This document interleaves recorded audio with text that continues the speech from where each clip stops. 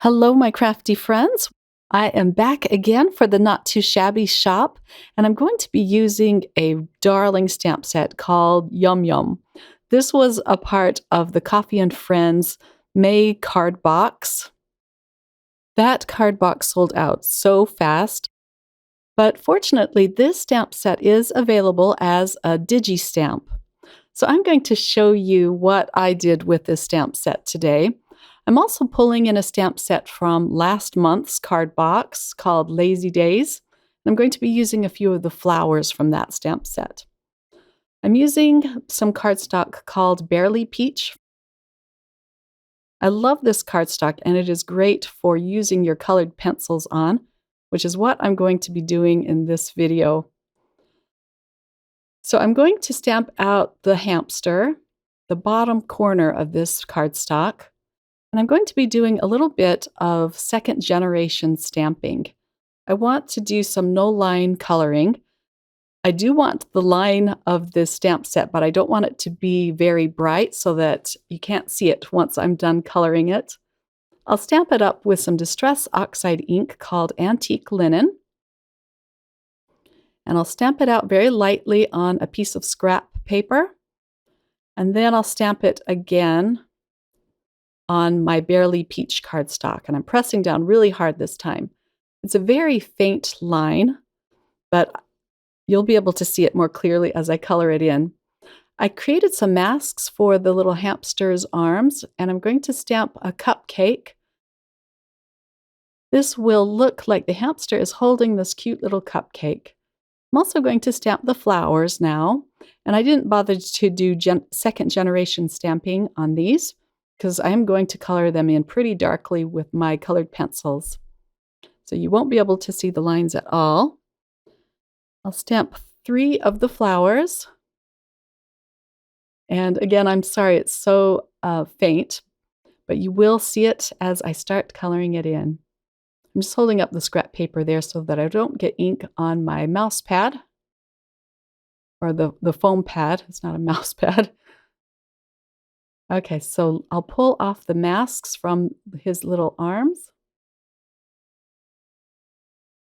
And let's get on with the coloring.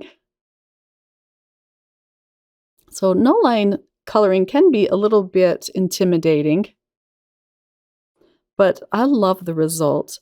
I'm using my Caran d'Ache colored pencils for this, as well as my Brass Bullet pencil sharpener. I love this little thing. And I have already pulled out the colors I'm going to be using. I taped down my panel so that I'm not twisting it and making all of you dizzy. And I'm starting out with my very lightest color first. I will have all of these pencil colors listed at my blog if you're interested in knowing which ones I used. So I'm just putting a layer of my lightest color. I want to color in his eyes and nose and freckles just so I don't lose sight of them. So I used a dark brown colored pencil for that. I want his hands to be pink, so I'm adding a couple of different colors of pinks, a light pink and a medium pink. Putting some little pink cheeks on him and blending them out with my vanilla or my light yellow colored pencil. And then I'm just going to start building up the color. I didn't bother at first putting the fur texture in, but as I build up my darker colors, I am going to draw the line so that it looks like fur. But my second layer is going to be my medium color. I'm putting a little bit of pink in his ears too. And then as I work up to the darkest color, you can start seeing him a little bit better. And this is just a really fun technique to do. Now this pencil here is the magic color that's going to add a lot of cuteness to this hamster. This one is called Apricot. And I was hoping that it would be the right color for this hamster, and I just loved how this color looked. So I'm doing little flicking motions so that it looks like fur. And this little bit of apricot color just adds a lot to the hamster. Add some warmth to its fur. And then I just come in with my darkest color and start adding a little bit of shading. But look at his cute little cheeks. I'm just trying to define them underneath so that they look like they're a little bit more forward than his chin and his arms and his chest. One of the tricks to using your colored pencils is don't press down too hard and don't overtax your hand. It's not fun to do if you're pushing down too hard and you're gripping the pencil too hard. Just take it easy, go slow, and don't wear out your hand. I'm adding even a little more pink to his little feet and arms. I think they look so cute with the pink color on them.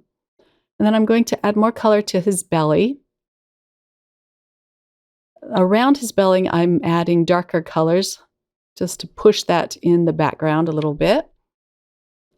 And now for the cupcake. I'm adding 2 different colors of browns. This is the dark brown, and then I go in with a lighter brown.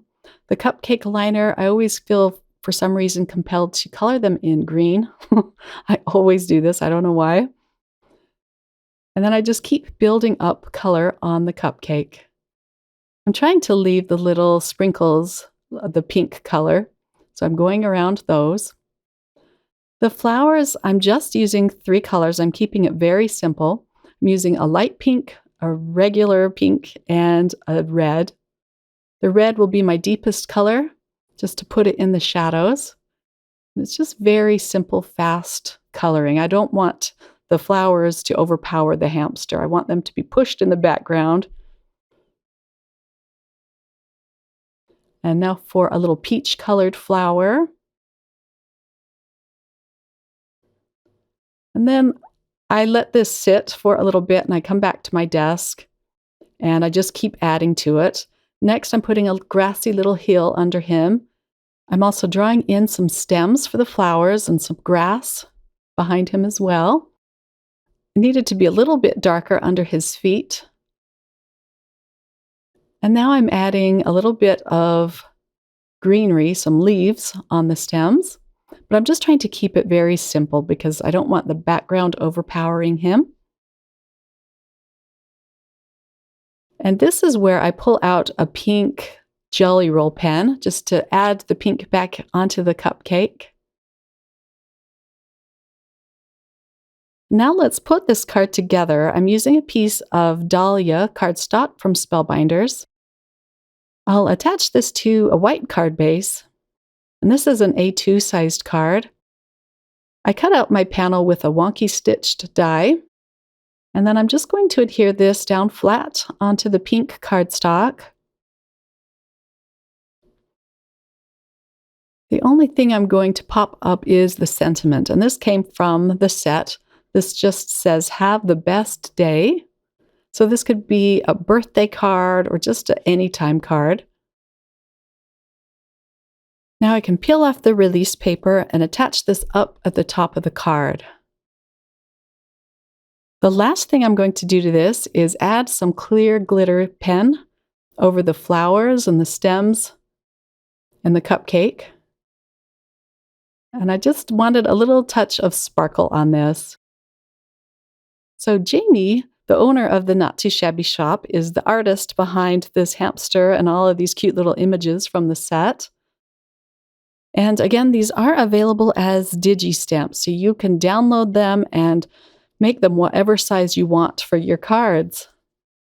I'll have the link to the set listed below, as well as to all of the products I used to create this card. Here's a close-up look at the finished card. Isn't that little hamster just adorable? I've seen a lot of the ladies on the design team coloring him in, and they used Copic markers, and I love how the Copic markers look on this hamster too. Thanks so much for watching. I hope you enjoyed and were inspired, and I hope you all have a wonderful day. Bye.